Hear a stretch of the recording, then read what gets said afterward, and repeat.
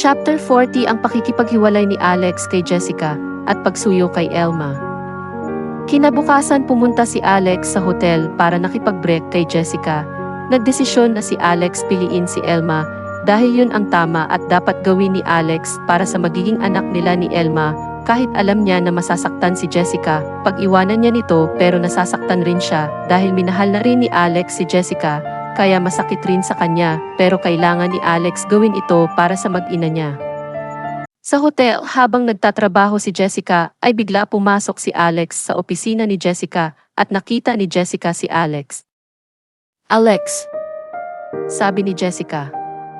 Tumayo si Jessica sa lamesa niya at lumapit siya kay Alex tapos niyakap ni Jessica si Alex. "I miss you, bae," sabi ni Jessica. Jessica, Sabi ni Alex. "Ano? Wala na ba kayo ni Elma? Nag-realize mo ba na ako talaga mahal mo at pipiliin mo ako kaysa sa kanya?"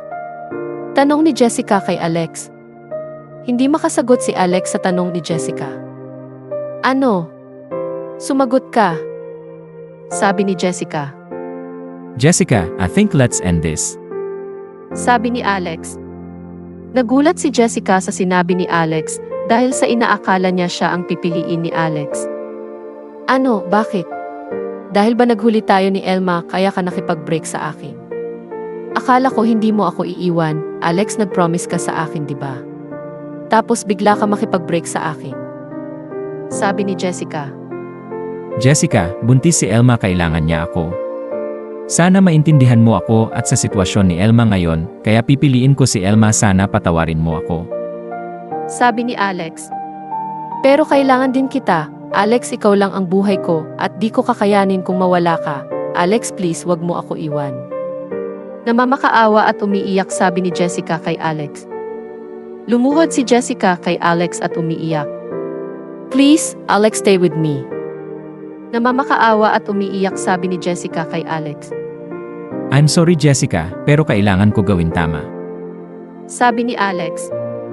Binitawan ni Alex yun kamay ni Jessica at umalis, habang si Jessica ay umiiyak sa sobra sakit na ramdaman. Tapos isang oras ay pumunta si Alex sa bahay nila Elma para suyuin niya si Elma. Sa bahay nila Elma, habang naglilinis ng bahay si Mercedes ay bigla may na-doorbell sa pinto tapos binuksan ni Mercedes ang pinto at nakita niya si Alex.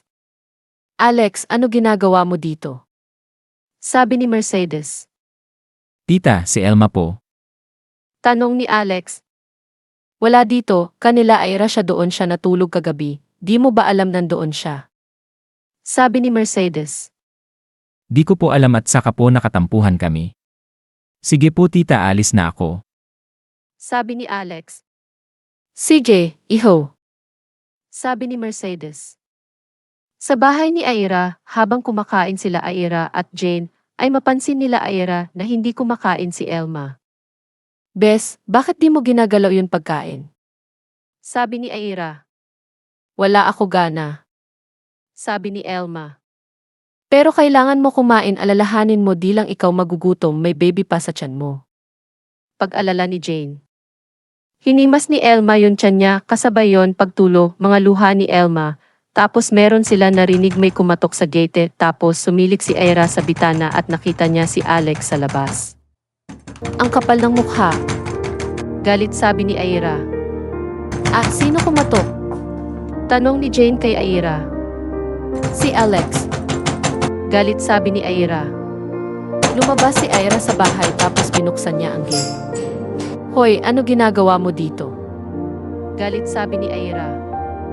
Gusto ko lang makausap si Elma. Sabi ni Alex.